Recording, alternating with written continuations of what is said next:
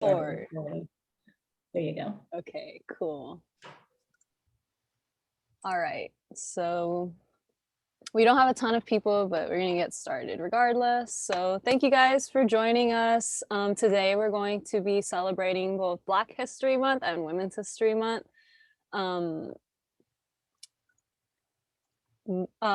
We are SACNAS at UH, so the Society for the Advancement of Chicanos and Native Americans in Science. Our mission is basically to support underrepresented minorities in STEM and foster diversity within our university, our city, and our country. We try to support student research, namely undergraduate research. We try to get undergraduates involved in thinking about graduate school.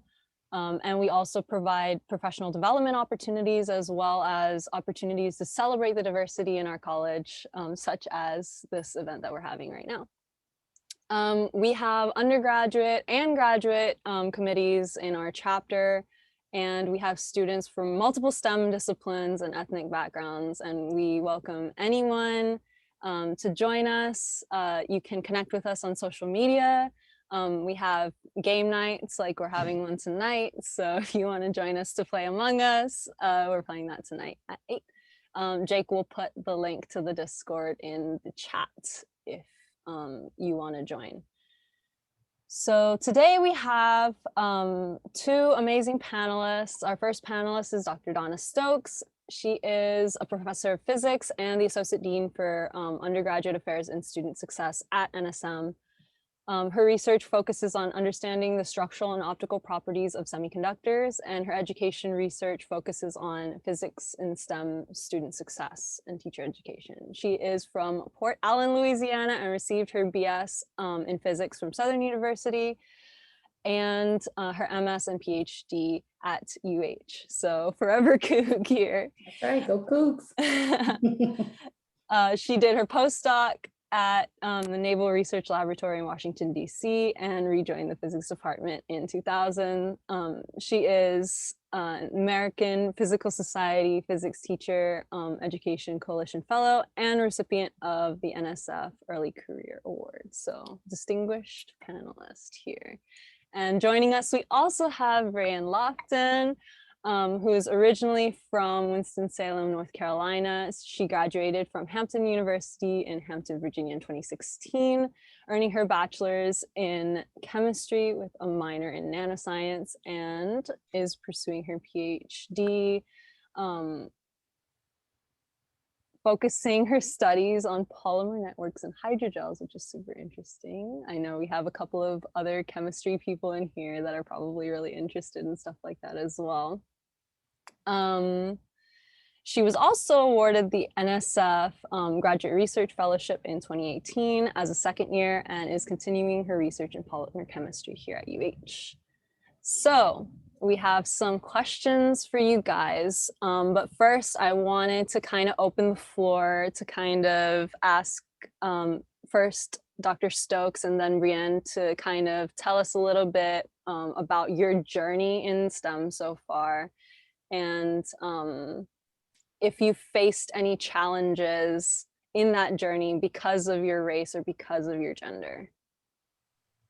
So I'll go ahead and start. So I, as Larissa said, I got my bachelor's at Southern University, which was really important for getting my bachelor's in physics because Southern is a historically Black college and university, which is very important, at least for myself, I felt was very important for having that supportive factor because most of the faculty at the HBCUs look like I do and have vested interest in supporting the students and helping them to succeed.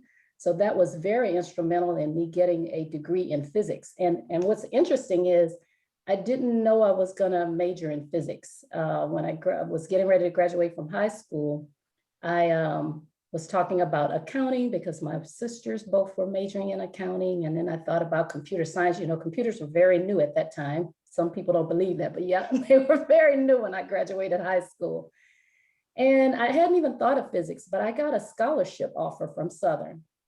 And I was like, physics, I don't know, what am I going to do with a physics degree? Although I love science, I love math. I had taken physics in high school. And I talked to my mom and she said, well, you know, you can take it for the first year. You don't, you know, if you don't like it, then you give the scholarship back and you just do whatever you want to do.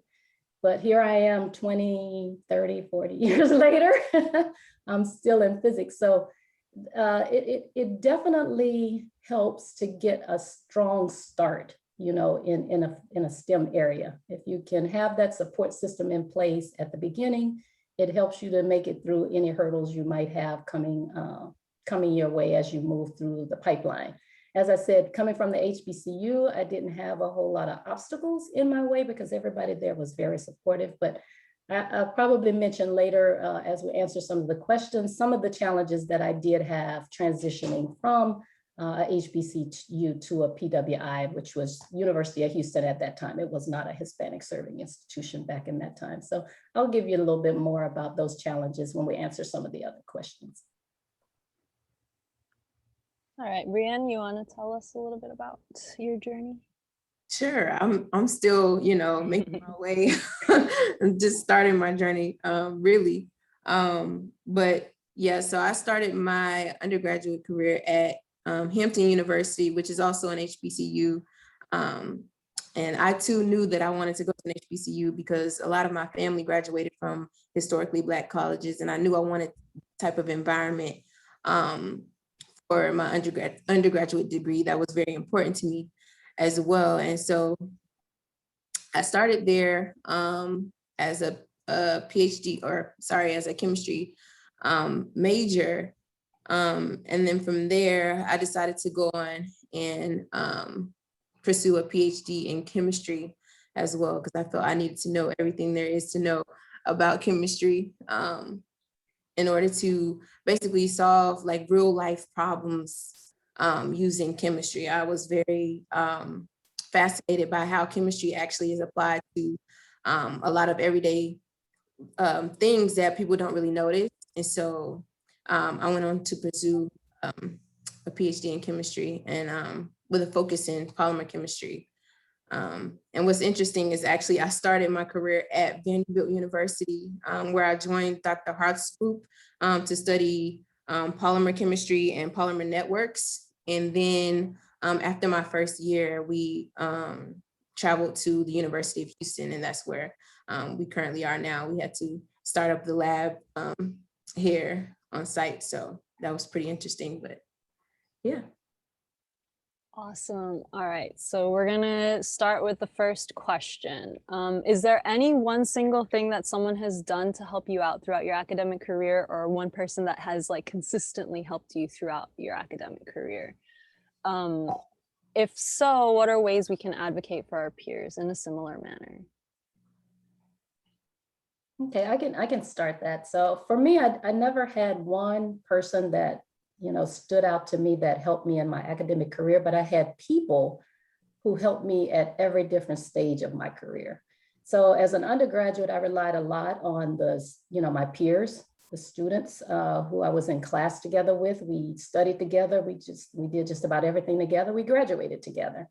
And I relied on the faculty at Southern because they made sure that the students got chances to go to conferences. They made sure we did summer internships, things that they knew would make us successful as STEM students, as well as having a career in STEM. So at that time, I relied a lot on graduate students and the professors that were there. And I can't name one, I can name probably 10 professors and 10 students. So not just one. But then as I transitioned to UH, as a graduate student, not knowing anyone and having none of the faculty look like me, it was very different. So I had to figure out, how to maneuver in this space. There was actually one other African-American student in the program that started with me, and I think he lasted 1 year and he was not able to complete the program. So I was back to being by myself. But I quickly, started to learn about the different students and who I could kind of blend with and who was supportive of me. So I started working with more of the students and they were very helpful. And then as I moved into doing my research, I relied heavily on my graduate advisor, and I was very fortunate to find a graduate advisor where we really, really gelled very well. He was one who was looking out for me as a Black woman in STEM. He made sure he let me know about opportunities that were available for Black women. He made sure I knew about conferences. He introduced me to his colleagues that he had worked with. He made sure I was building a network as I was in graduate school, because he knew how important that would be for me moving on in my career, whether I decided to do industry or whether I decided to come back to academia. So at that level, I relied mostly on, some of the graduate students, and a majority I relied on my advisor to support me. And he was a wonderful mentor and advocate for me. And then as I moved into the postdoc, I didn't know anybody there, but the person that I ended up doing a postdoc with was actually someone that my graduate advisor had worked with closely. So he really was an advocate for making sure I was introduced to the right people that would move me through my career. But at the postdoc level, although I didn't have I wouldn't say I had a mentor type relationship with my supervisor, but he was very supportive of who I was and where he wanted me to go, or what, he thought I could be as a Black physicist. And he was very instrumental in making sure that I got publications done during my postdoc, making sure I went to conferences and still networked and met people in his circles, as well as introducing me to new people that would help me to build my career. So he was very important as an advocate for me. And then as I moved into the faculty position, that's a whole new realm.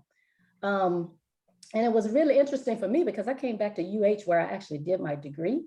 So the people who were now my colleagues used to teach me.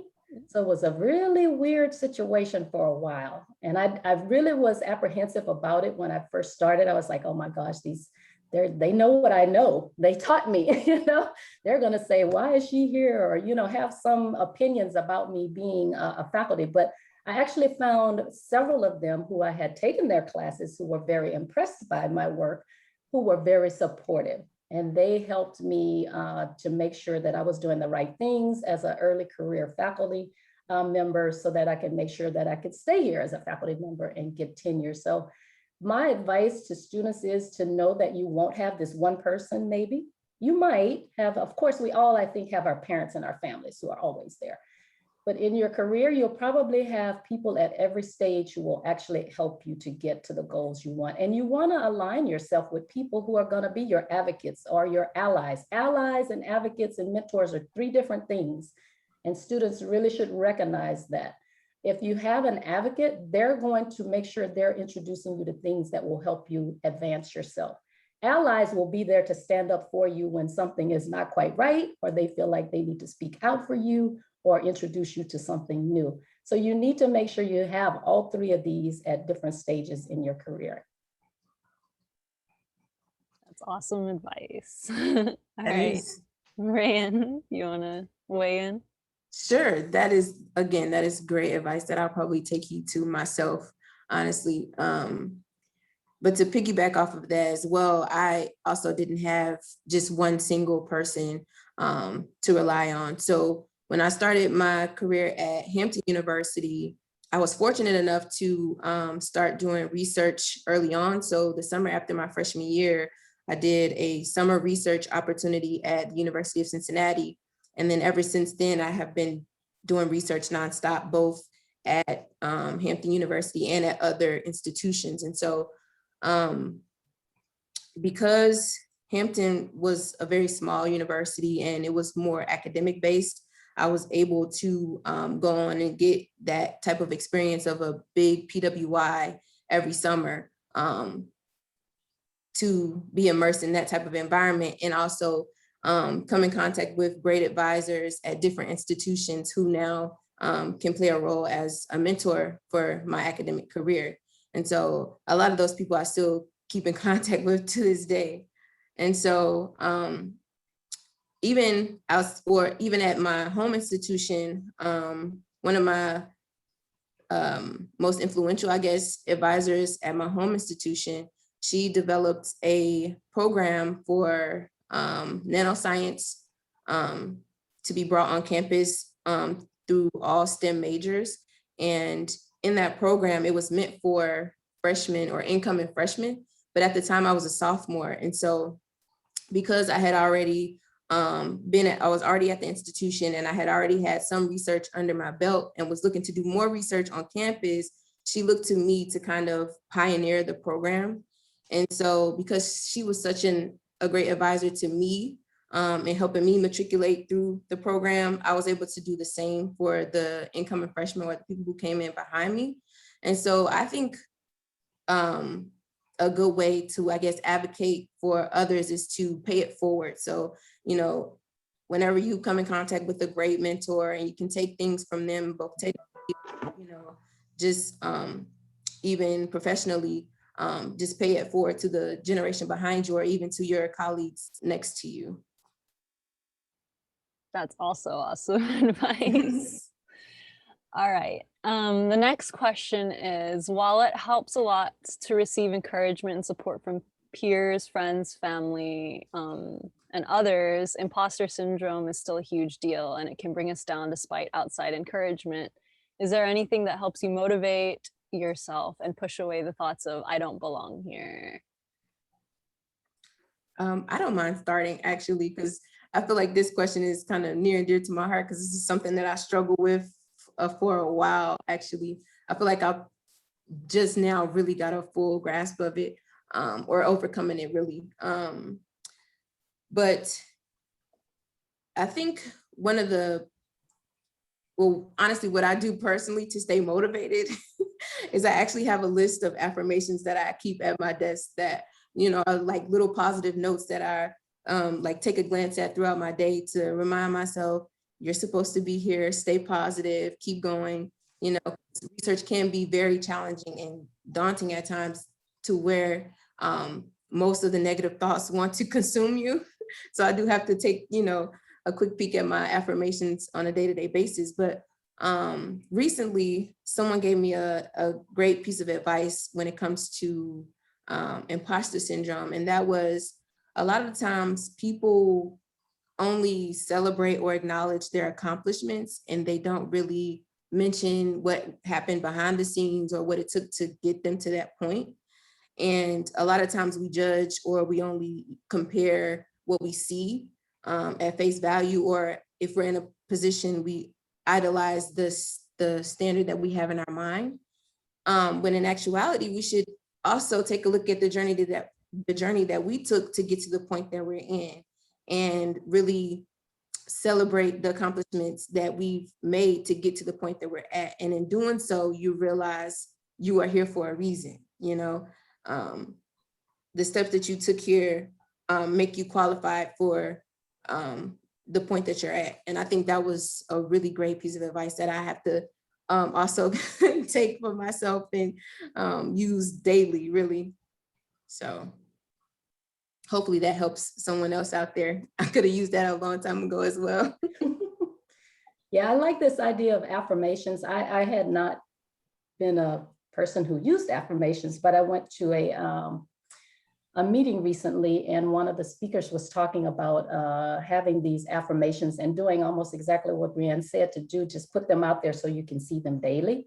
And this helps you to make sure that you're focused on your goals, and you can't let what's happening around you, what people think or people's opinions kind of control where you are. You have to take control of your own journey. So affirmations are definitely wonderful, but I dealt with a lot of imposter syndrome early. I would say it's undergraduate and early graduate school.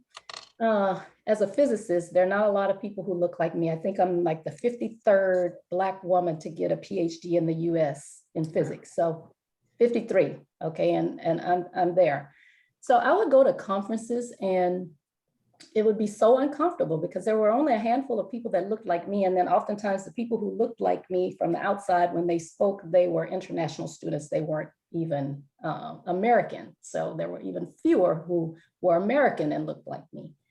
But people would stare, they would look at my name tag, they would look at me, and it'd be, I would always feel like I didn't belong there. Why am I here? They don't think I belong here by the way they're looking at me.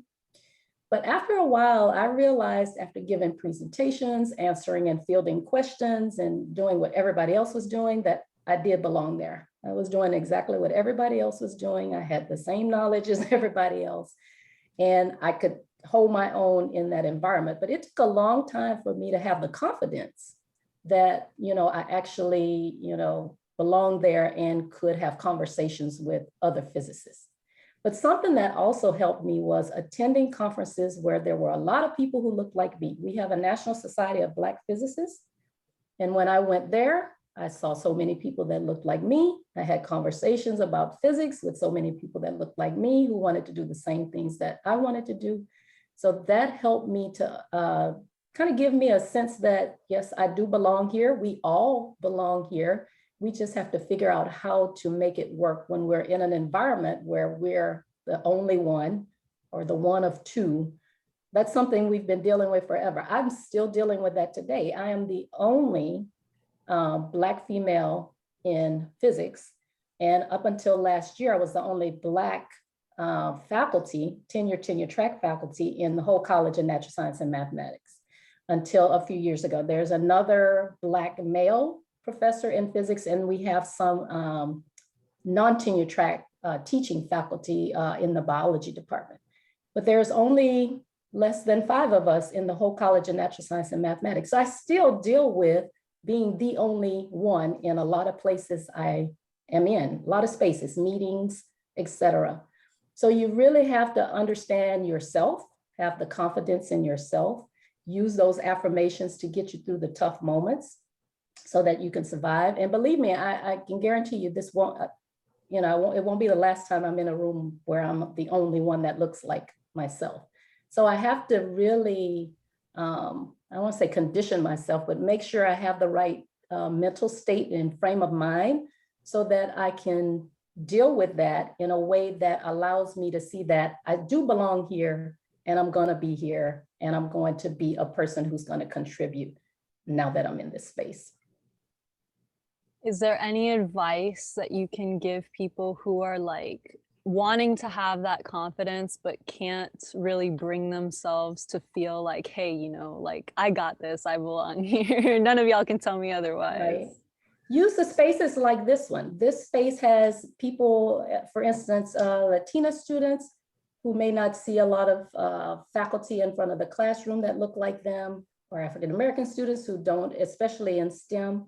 Use environments like these organizations to help you to have a place where you fit in.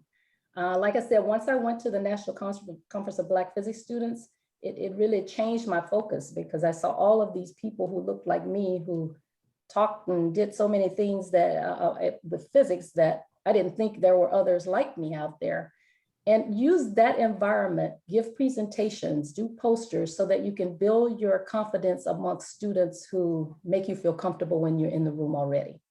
If you're at a PWI and you're giving a talk, you're already uncomfortable because your audience does not look like you. So you really have to work hard. So start off in a place where people do look like you and who are going to be more supportive.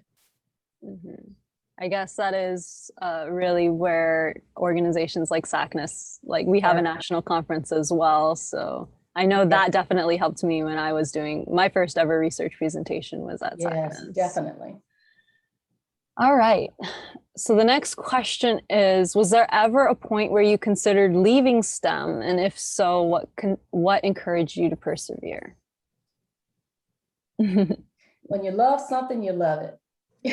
You have to figure out how you're going to do it. That's the only thing. Now, one thing I'll say is, although I've done physics and physics research in the lab I did that for 20 years, I have shifted my focus a little bit. My research focus now is towards STEM success and helping other students to be successful in STEM, getting more people that look like myself and that look like you guys on the call engaged in STEM activities. So I do a lot of work with outreach to middle, elementary, high school, you name it, even college students like I'm doing tonight to talk to you, just to help encourage other people, let them know my story, and hopefully my story can help to encourage them to persist in STEM because it can be tough.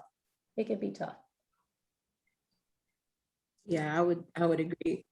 You know, sometimes you love it, sometimes you hate it, but at the end of the day, you're really not going anywhere because you love it so much. So I think for me, my focus has shifted a little, but it's still, it's something about going in that lab every day and, you know, playing with chemicals and trying to solve problems that a lot of people don't have answers to. That still is the driving force for, you know, continuing in STEM. So I think that's what helps me persevere. Yeah, if you feel like you're going to give up, just think about what you love. If you love it, you won't have any problem staying. Now, if you're not too sure about it, then you might want to sit down, reevaluate where you are, and think about what your main career goals. I always ask when I talk to students, I say, what do you want to do for the rest of your life? And can you do this job for the rest of your life and like it or love it? Now, if you are going to get up every day and hate going to work, then you're in the wrong area. Don't think about doing STEM, or don't think about being a doctor if you know you're not going to want to go to work. You want to pick something and do something that you love doing, so that when you go to work, it's not a chore, it's actually enjoyable. So if STEM is that, you want to stay in that area. Mhm.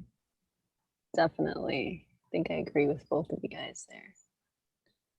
All right. So many minority students from high school skip college and go directly into the workforce. What can we do to better advertise to these students about investing in an education in STEM? So I can say something about that. It is minority students have some other factors that impact them and help or guide them to making their decisions. And for a lot of us, it comes down to sometimes economic support, not just for ourselves, but for our families. So it's really hard to, you know, to encourage students to continue on in college when they really have to go out and work and help to support their families. But we have to make sure these students know there are options for them. Even if they do have to go out and work and support their families, there are options for them to be in college in some way, form, or fashion, even if that's going to a community college part-time, or even to a main university part-time, and that there are support mechanisms out there for them. So we have to make sure that students know about this. Something that really struck me when I did advising for physics for 15 years. And when I would talk to the students, particularly the minority students, and talk to them about graduate school, the first thing they would say is, how am I going to support myself? They don't even realize that they should be paid to go to graduate school. They should be receiving a stipend to support them while they earn their degree. And when you tell them this, their faces go like, why didn't anybody tell me that? Nobody told me that. So I think we do have to do a lot better at communicating with our students who may not have someone at home who can tell them that. Some are first-gen students, or their parents just don't know about what it takes to get a master's degree in physics or a PhD in chemistry. So we as faculty, especially high school counselors, which I know they have a lot on their plate, but they should be educated so that they can tell the students what their options are, and just kind of help them get a feel for, if you are really interested in there are options out there for you to reach your goals. Yeah, I agree. I think a lot of minority students don't really explore options for education in STEM because they don't know about a lot of the options that are available to them. And there's even like many different scholarship opportunities that are available for different high school students that are minority students that they just aren't aware of. And so I think the best way to, you know, get students into STEM education is to provide that education or provide that knowledge to them, to know that it is available through their high school counselors or like outreach programs and things like that.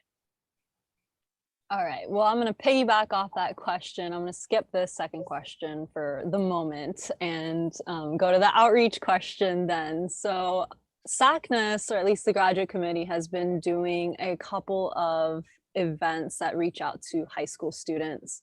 And we try not only to give them options or present the options for community college and university, but also for graduate school in all sorts of different disciplines, not just, biology, physics, also computer science, engineering, stuff like that as well.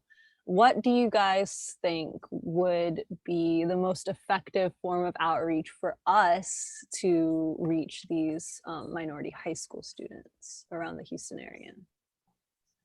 Yeah, I think like going to the high schools and doing like high school or science day or STEM day or some type of program where you can actually take what you do to the students to show them, this stuff is actually pretty cool, or it could be applied, this way. So, because I believe, seeing is believing. And so if you can, bring real examples to them to show the different opportunities or how STEM is applied in different ways, they'll start to visualize STEM in a different light, and I think that would be more impactful than just, doing a presentation and just, saying these are your options. Because I know for me, what really got me interested in chemistry was I ended up taking this intro to chemistry course in high school as a high school student, but it was a college course. And somehow, I don't even remember the chemistry, which is kind of embarrassing, but we made a mirror in a flask. And I thought that was the coolest thing ever. And I was like, oh my gosh, I didn't even realize a mirror was chemistry. And, like realizing how chemistry is actually applied in everyday life made the difference for me to get me started in STEM. And I think showing those types of examples to students would get them excited about, entering into the STEM world. Yeah, that's key. Exactly what you said, Breyinn. That is exactly what you need to do, is just have them see what you actually do at the university. My only concern is, what age group do we want to tackle? At elementary age, every student in that classroom is interested in what you have to say. They are curious, they have questions, and they're paying attention. Then you get into about 5th and 6th grade, and that's when you start having students to pull out. Minority students and girls start to kind of, pull back from STEM. And I think that happens because at that age, students, as my mom says, they don't know if they're children or adults. They start to form their own opinions. They start to say things. They start to tell students, I'm good in math. I like science. You're not good in science, and that sticks with those students. So around that age, you start seeing students kind of pull back. I can remember doing an outreach event, and I always do this at all outreach events. We take demos, and the students are, 5 or 6 of them in a group, and they get to play with stuff on the table. And oftentimes the girls or the minority students are kind of standing back, or they won't say anything, or they're not getting engaged. So I make it a point to kind of talk to them and help them, and help them get engaged. And oftentimes they get engaged and they have more questions than the other students, but because they've built up some kind of stigmatism based on what's been said maybe in their classes or just around the school, they're not interested. So then you get to those who are in 7th and 8th grade, and it's kind of like the fire is there, but the fire is there for a specific group of kids. Those kids just love science and they're ready to go. And then they get to 9th and 10th grade, and somewhere it gets lost. I'm not sure what happens at 9th and 10th grade. And a lot of the students then are like, I'm not going to do STEM. I'm not going to get a job. I need to get a job making, this much money. So they're thinking about other areas. So I think we really need to focus on maybe having some summer, excursions or immersion events where students are in camps where they're exposed to coding or exposed to engineering activities, things that get them touching and building things and using their brains to get engaged in some of these STEM activities. I think that's the key time, 8th and 9th grade, because by 10th grade, they're already starting to take SATs and apply to college almost. So if you can, create or have a program at specific schools that's geared towards some kind of summer exposure for the students, even if that's just tours on campus or shadowing a graduate student on campus or having, a mini coding camp or something to get them engaged at that point. I think that will really help to get the minority students engaged and thinking about applying and enrolling in a STEM major. That might be worth it. Maybe we could set up something where like the graduate students or undergraduates who are working in a lab kind of adopt a high school student and like That bring would them be into the awesome. lab with us and stuff like that, if that's all right with our PIs. That's a good idea. I like that a lot. All right. So what are some of the academic obstacles that you guys face along your journey, and how did you overcome these obstacles? Well, I'm still in academia, so I guess it's pretty prevalent for me right now. But I think for me, the biggest obstacle was overcoming imposter syndrome, because academically, academics came pretty easy for me growing up, like as far as classes go. But once I entered graduate school, the courses were a lot harder, and the dynamic kind of switches when you get to graduate level courses, where they throw like a bunch of information at you, and the courses are meant to really get you thinking, and they're very thought provoking. And so coming into those courses at Vanderbilt, I felt like, I was the only one in my class who looked like me. I was used to this very nurturing environment in the classroom at my HBCU. And then like I wasn't really able to answer any of the questions like other students. So, all these negative thoughts started to seep in, on top of also having to TA or teach in lab environments that were way more advanced than what I had to learn at my HBCU. So it was very overwhelming for me when I first got into graduate school.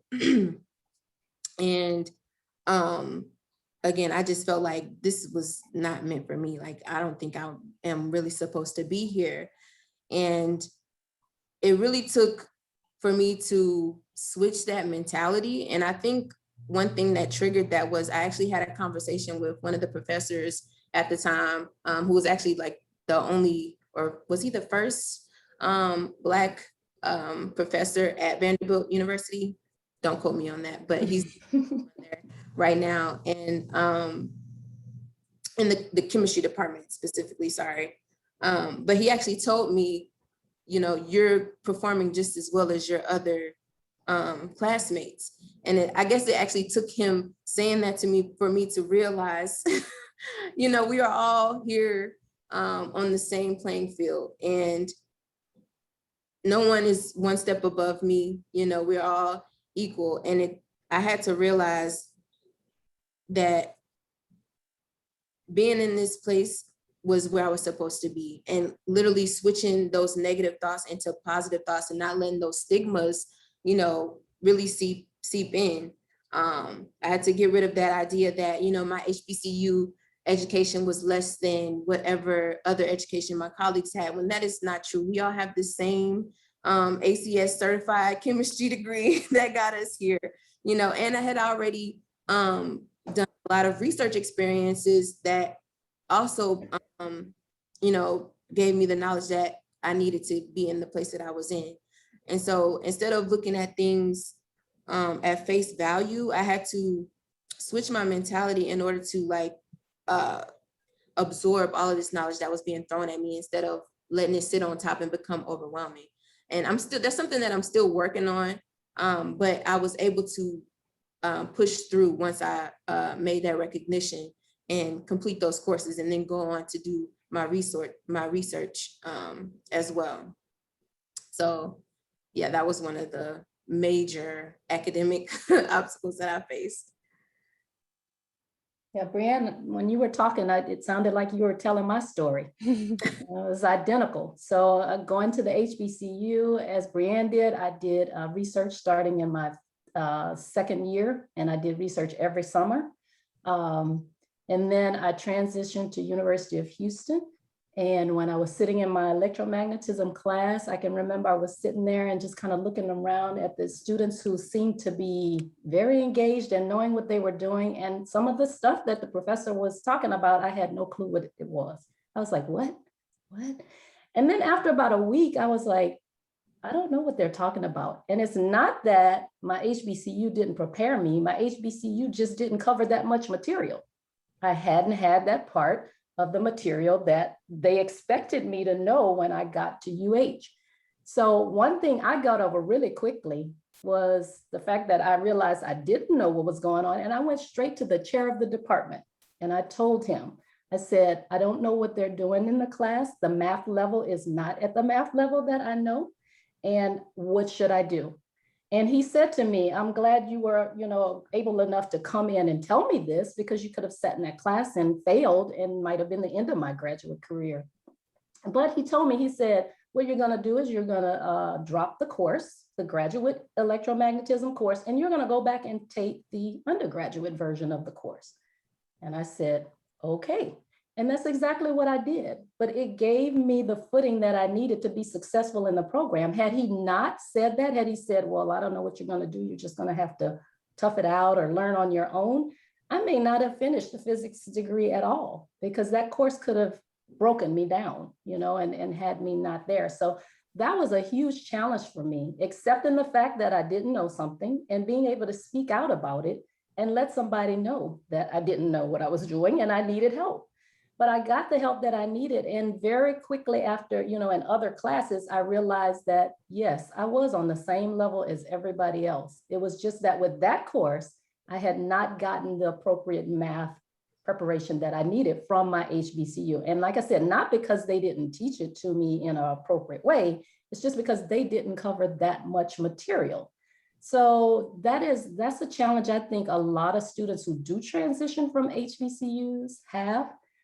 Because we do have to make that adjustment from that nurturing environment where people, are kind of looking out for you, making sure you're taken care of, to the environment where now you're on your own and you really do have to figure it out. So when you're the only one, you have to figure it out in a way that others don't have to figure it out. So that's a challenge that I think a lot of students, even if you don't come from a HBCU, will probably face in a graduate program, because you might be the only one that look like yourself in the classroom. So you just have to figure out how to not let let imposter syndrome take you out of the game. So. Yeah, that's interesting, because both of you guys said, and I think like on a surface level, everyone kind of acts like they know what's going on.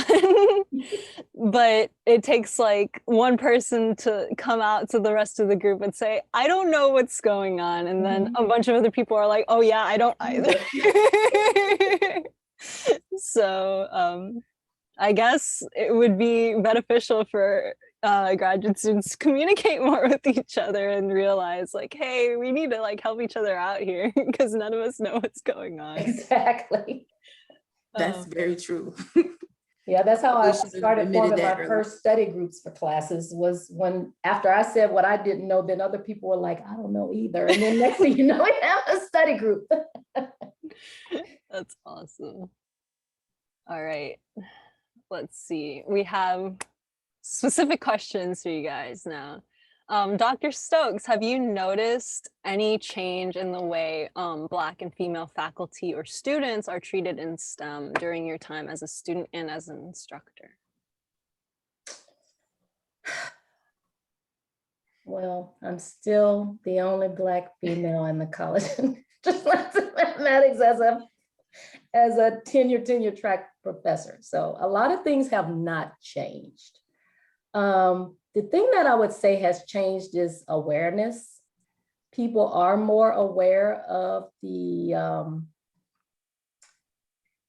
the numbers for underrepresented minorities in STEM, and are now starting to make efforts to improve those numbers. I don't like to sound negative, but it's just, I would say, for myself, I didn't really experience a lot of negativity as just as a Black woman, but I think it was because I came back to University of Houston, where people already knew who I was.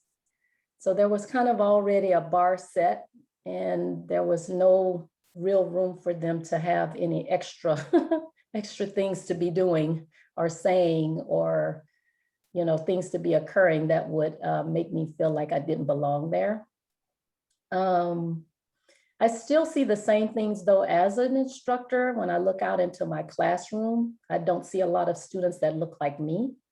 So that's something that I've been working really hard at trying to, do research on and just understand what are the factors that impact Black females, Black males from doing STEM.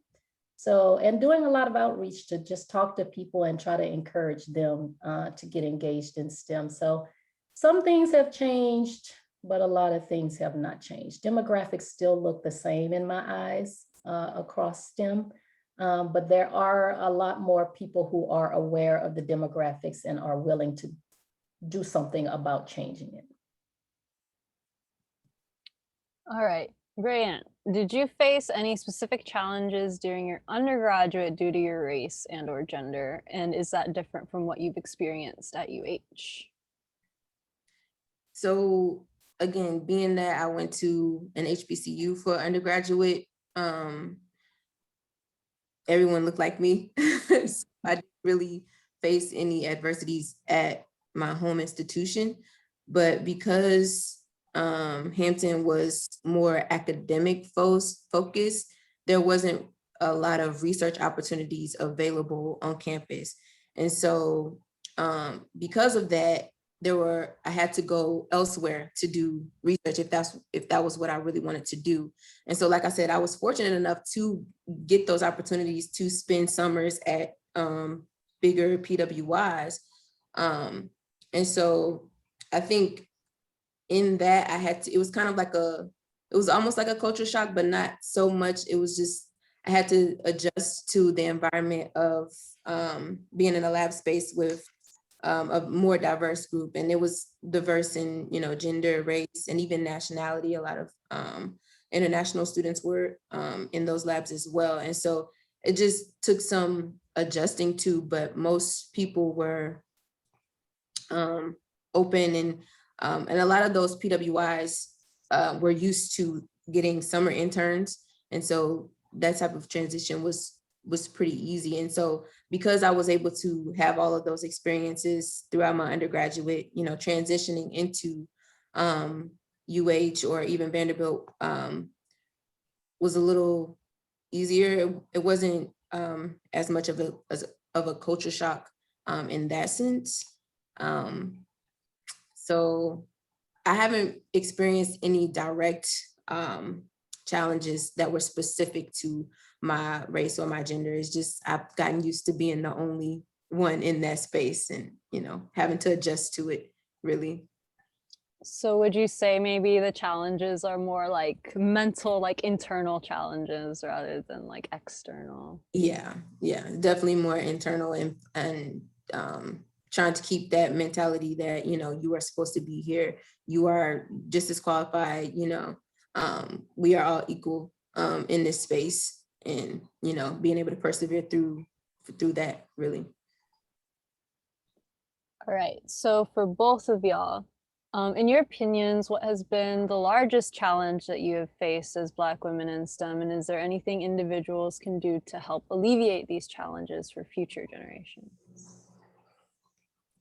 Yeah, like Breyinn said, the biggest challenge is just surviving in this space as one of none or one of a few.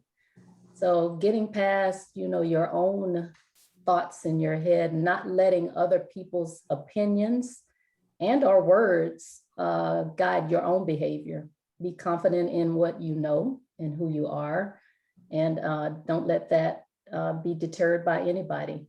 It's very hard when you do get faced with someone, and you'll run into someone who will say something or do something that you feel is definitely inappropriate and is definitely race driven. And you have to learn how to deal with that in a way that's constructive, that will help you and possibly help the people who, are performing these acts.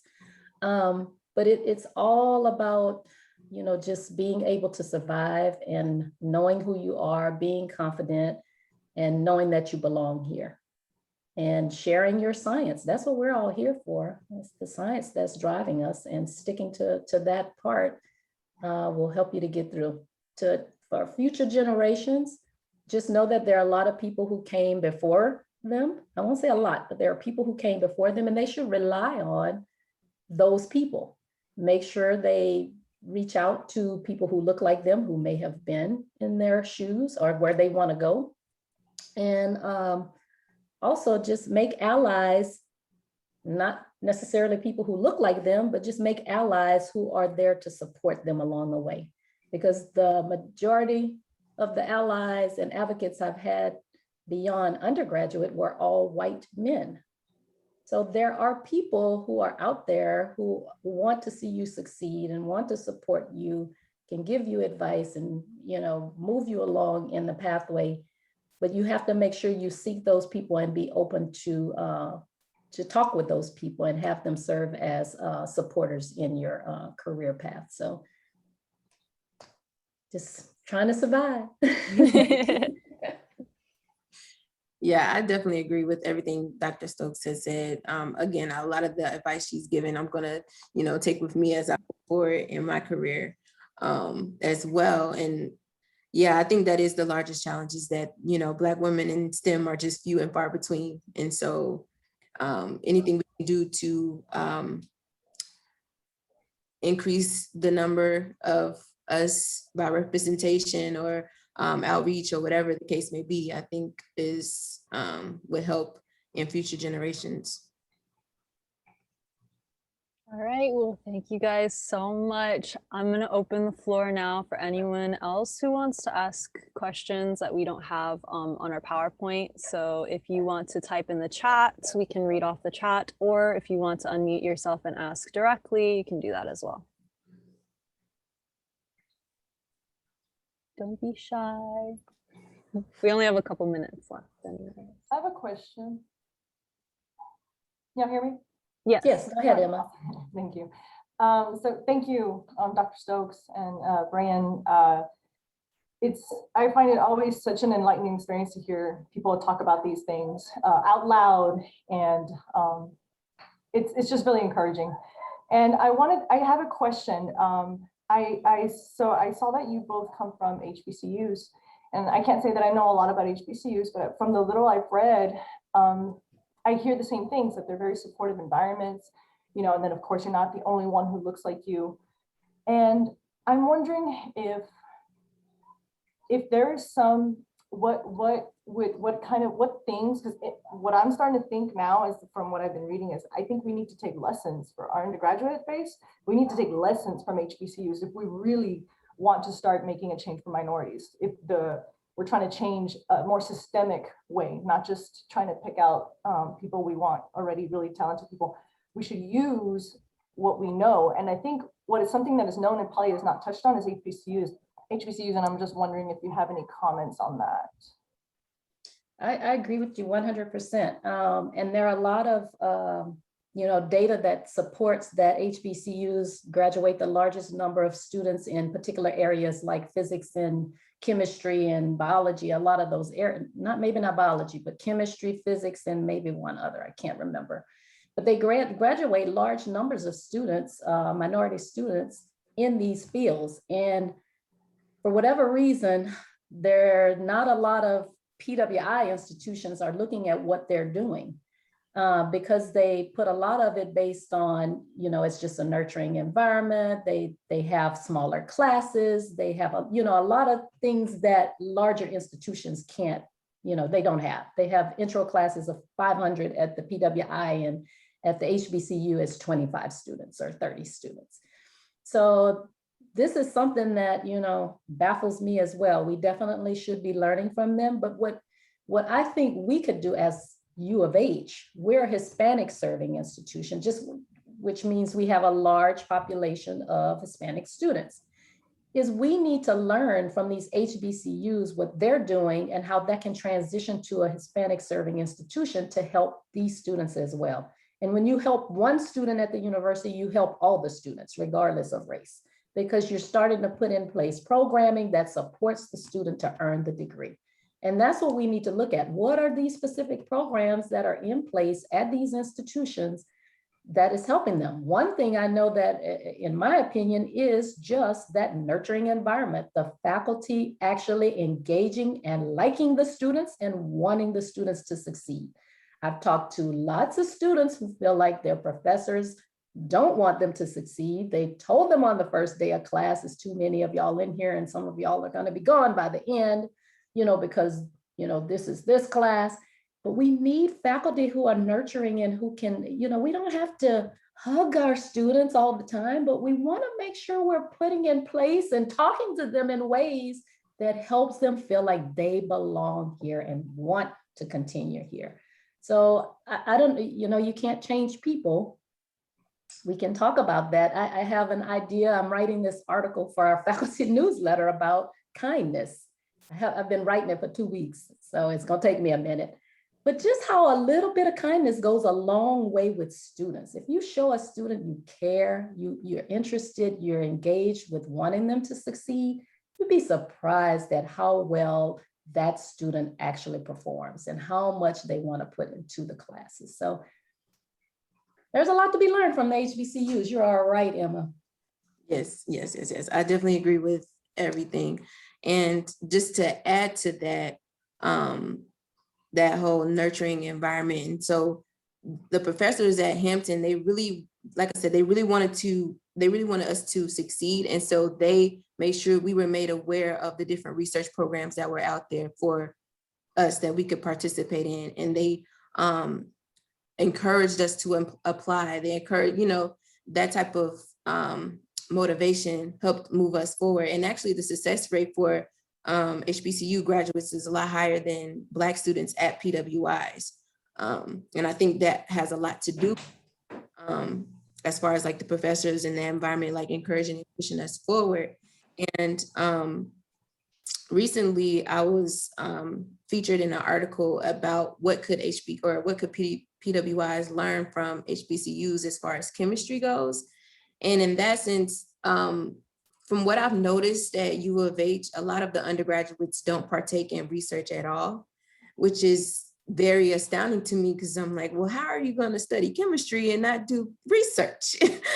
So I think a lot of the professors just do not encourage their students to do so. And it's kind of bad, but just speaking amongst other graduate students in labs, like there's a negative connotation when it comes to undergraduates in the lab. And it's like, we kind of have to switch that around. We should be encouraging our undergraduates to come up and do research with us. So, and I think in the big schools or at UH, like that type of thing isn't really encouraged as much as it should be. Yeah, a lot of focus is placed on, for at least the faculty, they have these large research grants and they have a certain number of students and they're teaching their classes. So it's not as much focus on the undergraduate population and helping these students to succeed.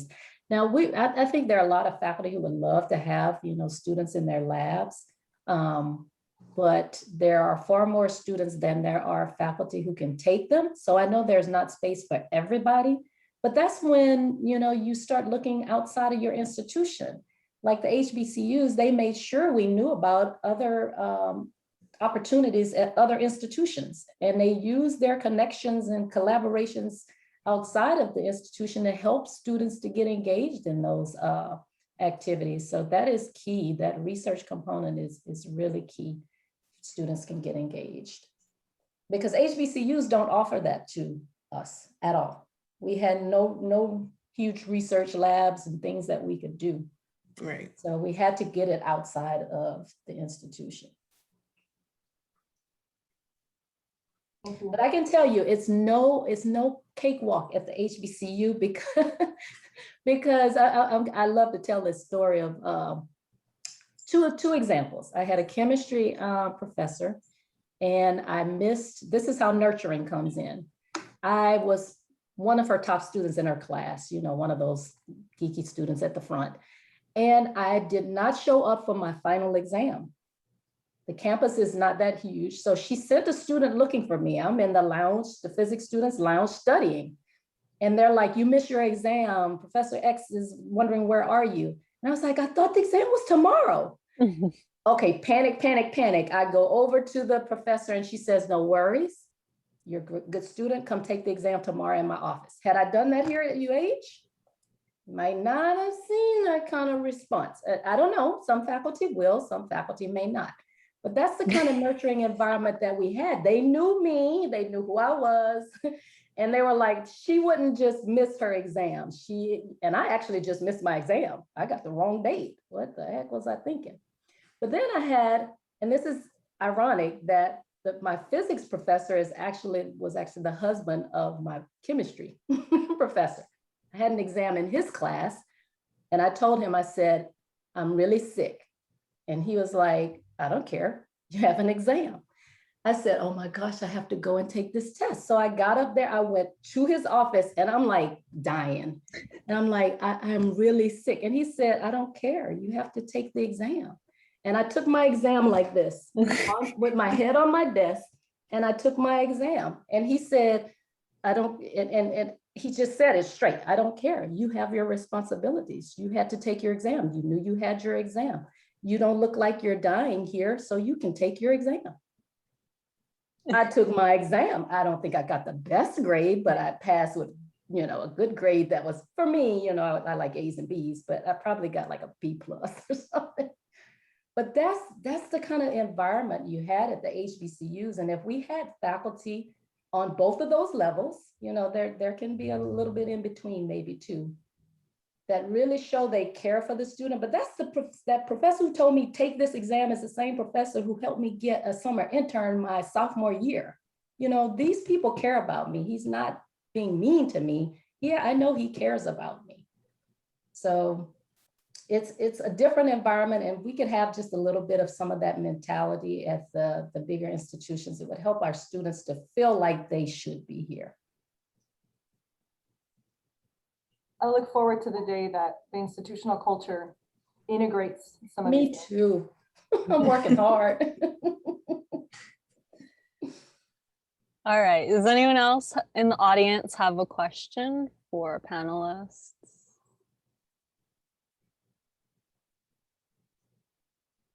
Do our panelists have any questions for us? So as the organization, what are some of your major activities for engaging undergraduate students? I think a lot of you are graduate students, you said? Yes, so we do have a graduate and undergraduate committee. In here we have Emma, Zaria, and Ariba, I think, who are undergraduate officers, and then Roshni, Jacob, Arnell are all our graduate officers. So as far as undergraduate goes, in the past, we've had like lab tours and stuff where we kind of coordinate with PIs to get a group of undergraduate students into labs to kind of see what the lab is doing, what kind of research is going on. Sometimes we are able to get students into those labs. We also help students reach out to PIs to get into labs and stuff like that. Something that I would like to do, and I think Emma might be on the same track as me about this, is providing those outside opportunities, those outside like REUs and stuff like that, advertising those to our undergraduates who are in the organization. So one thing I'd like to challenge you, your organization to do is, although you get the word about out about the REUs, because we've started posting a lot of this information through the undergraduate updates that you all should be getting, and through the research portal that we have. Mm-hmm. But what I found is a lot of minority students struggle with applying for these positions because it takes them out of Houston. And a lot of our students are Houstonians, and they live at home, and their parents or families may depend on them for something. So if you could help students who may be interested to get their applications complete, that's a hard thing to do. In physics, I have to help, I just ask them if they want me to help. I'll read your personal statement. I'll give you feedback. I'll help you do whatever you need to do if you really want to apply. So help those students realize that this experience is very important to kind of paving the way for what they want to do next. Although you might leave your home or your family's home for 10 weeks in the summer and not be at home, it's going to be a good thing for you. And they generally pay you pretty well to do this. And not to be afraid and think that they don't belong there, because that's a place where you go to learn. You don't have to prove anything. They actually bring you in, not expecting you to know anything almost, and they help you to learn. So help the students in the organization to get those applications out there and start applying for those positions. I think we've done that in the past for surf and PERS, but we have not done that for REU. So that might be something that we could look into the future. I feel like this semester we've really started advertising more of those REUs, especially the ones that are not at U of H. I know there's like a Rice ones, here Rice University ones, but it's been an extra challenge this year because of COVID. I assume people are not as engaged. I think normally for these kinds of meetings we have, for example, greater turnout. So I think everybody's zoomed out, literally. Like, oh my gosh, it's been a year now. We're still stuck behind the screen. But yeah, take advantage of looking at our the NSM research portal. I don't know if any of you checked it out. It's in the undergraduate update. I don't know if graduate students get information about that, but we have a link to the NSF REU website, and they're showing a list of all the REUs that are in person or virtual. You know, they have a big list, so, you know, and it's all fields, all STEM fields. So make sure you look at that. It's NSM research portal. I think if you Google it, you should get it. Don't Google it on the UH website though. If y'all know about the UH website, you know, don't Google anything there, just go to regular Google.